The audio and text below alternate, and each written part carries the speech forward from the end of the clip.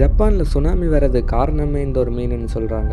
இந்த மீன் வெளியே வந்ததுக்கப்புறம் தான் அங்கே நிலநடுக்கம் சுனாமி எல்லாம் வருது. ஸோ இது உலகத்துக்கு பேரழிவு தரக்கூடிய மீனுன்னு சொல்கிறாங்க. சில பேர் ஒரு மெசஞ்சர்னு சொல்கிறாங்க. இப்படி ஒரு அழிவு வரப்போகுதுன்னு சொல்கிறதுக்காக வெளியில் வந்துன்னு சொல்கிறாங்க. உண்மையாக இது என்ன மீன், இது எதுக்காக வந்து? இந்த ஃபிஷ்ஷோட உண்மையான நேம் ஓர் ஃபிஷ்ஷுன்னு சொல்கிறாங்க. இதுக்கு மக்கள் வச்ச பேர் டூம்ஸ்டே. இது கிட்டத்தட்ட 36 அடி நீளம், அடுத்து 3000 அடி கீழே இது வாழ்ந்துட்டுருக்கு. இந்த மீனோட அர்த்தம் ராயல்னு சொல்கிறாங்க. ஏன்னா அதோட ஃபேமிலி நேம் ரெகாலிசிடேன்னு சொல்கிறாங்க. இந்த ஃபேமிலிக்கு கீழே 3 ஸ்பீஷீஸ் இருக்குது. ஜெயண்ட் ஓர் ஃபிஷ், ரசல் ஓர் ஃபிஷ், ஸ்ட்ரீமர் ஃபிஷ்.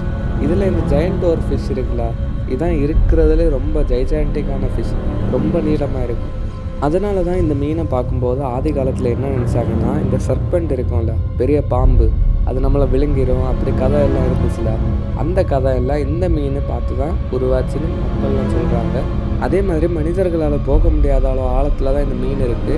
அதே மாதிரி இந்த ஓர் ஃபிஷ் எதை அதிகமாக சாப்பிடுன்னு பார்த்தீங்கன்னா, இந்த எறா மீன், ஜெல்லி ஃபிஷ் இதை மாதிரி உள்ள மீனை தான் அதிகமாக வேட்டையாடி சாப்பிடணும்னு சொல்கிறாங்க. அதே மாதிரி இந்த மீன் ஃபில்டர் ஃபீடர்னு சொல்கிறாங்க. அதோட வாயில் ஃபில்டர் மாதிரி இருக்குமா. கடலில் சின்ன சின்னதாக லிவிங் ஆர்கனிசம்ஸ் இருக்குல்ல, அந்த லிவிங் ஆர்கனிசம்ஸை கூட சாப்பிடக்கூடிய உயிரினங்கள் தான் ஃபில்டர் ஃபீடர் அப்படின்னு சொல்கிறாங்க. அப்படிப்பட்ட மீன் தான் இந்த ஓர் ஃபிஷ். அதே மாதிரி பெரிய பேரழிவு வர்றதுக்கு முன்னாடியே சிக்னல் கொடுக்கறதுக்காக இந்த மீன் வரும்னு அப்போ உள்ள மக்கள் பொருளை கிளப்பி விட்டுருக்காங்க. ஏன்னா ஜப்பானில் அந்த அழிவு வர்றதுக்கு முன்னாடி இந்த மீன் வெளியே வந்து, அதனால எல்லாரும் அப்படி நம்பிட்டு இருக்காங்க.